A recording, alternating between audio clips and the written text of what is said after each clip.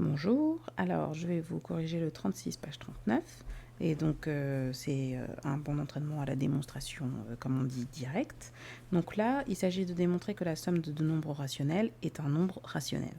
Donc on commence par introduire deux nombres rationnels, A et B.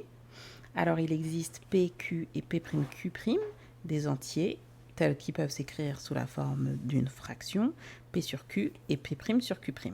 Évidemment, Q et Q' ne peuvent pas être égaux à 0. Donc le but, c'est de montrer que la somme A plus B est rationnelle.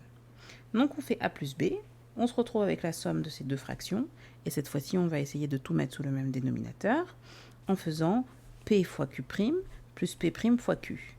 D'accord? Puisque ici, pour mettre sous le même dénominateur, le plus simple, c'est de mettre sur QQ'. Donc on multiplie en haut et en bas par Q', et en haut et en bas ici par Q. Donc on se retrouve avec un nombre en haut divisé par un nombre en bas. Ce nombre en bas ne peut pas être égal à 0 non plus, vu que ni l'un ni l'autre est égal à 0.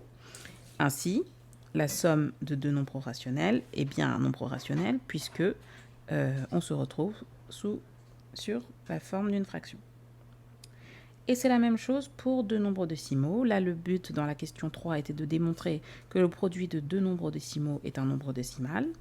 On fait la même chose. On commence par introduire A et B de nombres décimaux. Qu'est-ce qu'un nombre décimal? Un nombre qui peut s'écrire sous la forme d'un quotient avec au dénominateur une puissance de 10.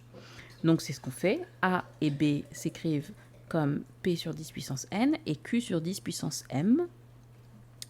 Et le but, c'est de montrer que A fois B va aussi être un nombre décimal.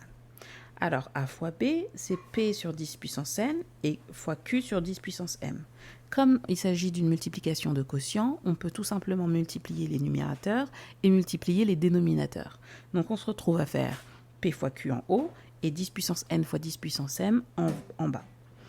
Or, rappel du premier chapitre, c'est-à-dire que la puissance de 10, n'importe quelle puissance d'un nombre fois une autre puissance, mais du même nombre, on a juste à additionner les deux exposants. Donc là, on se retrouve avec 10 puissance n plus m. Donc au final, le produit de nos deux nombres décimaux, ça donne un quotient avec en haut un nombre entier et en bas une puissance de 10. Et c'est bien ça, être un nombre décimal. Donc le produit de deux nombres décimaux est aussi un nombre décimal.